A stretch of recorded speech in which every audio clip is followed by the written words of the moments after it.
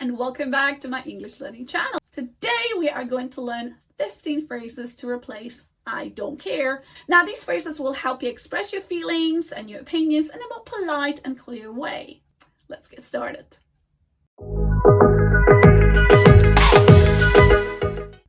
Number 1, I'm neutral about it. You can say, I'm neutral about it when you don't have a strong preference. For example, I'm neutral about the movie, so we can watch anything you like.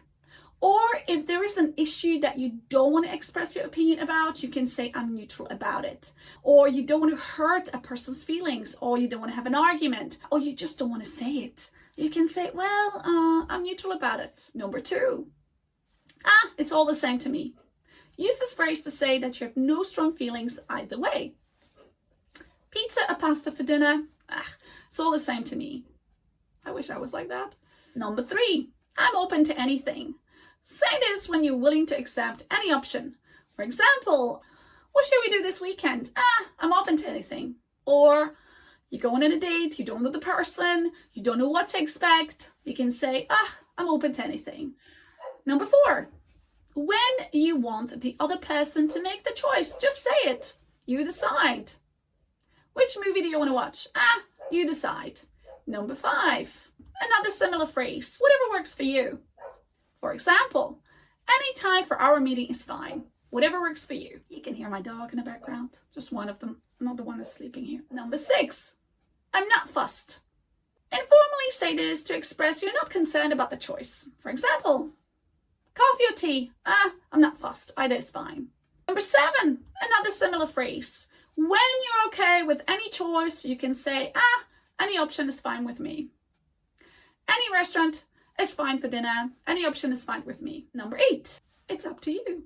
Use this phrase to indicate that the decision is in the hands of the other person. How should we plan our trip? It's up to you.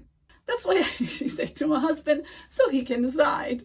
Now, I suppose listening to these phrases, you kind of think, I wish people were that flexible in life. They're probably not, but you might be lucky, or you might practice your own flexibility. Number 9, I don't have a preference. For example, what color do you prefer for the room? I don't have a preference. Number 10, I'm indifferent. When you're indifferent, you don't have strong feelings. In fact, you don't have any feelings about it.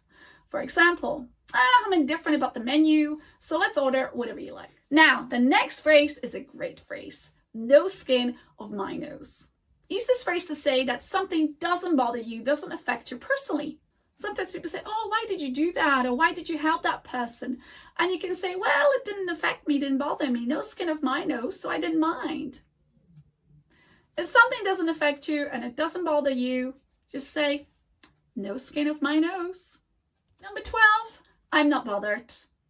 It's the same, I'm not fussed. For example, the change in plans doesn't affect me. I'm not bothered. I wish I was like that. Number 13, I couldn't care less. Now, you emphasize that you have no interest and no concern. For example, I couldn't care less about football. Number 14, I haven't got a preference. Again, if you don't have a specific preference, just say it. I haven't got a preference for this type of dessert. Choose what you like. Number 15, I'm not fussed. I'm not fussed, I'm not bothered. It's the same, okay? You are not worried about the decision. For example, I'm not fussed about the meeting time, so any time is fine for me.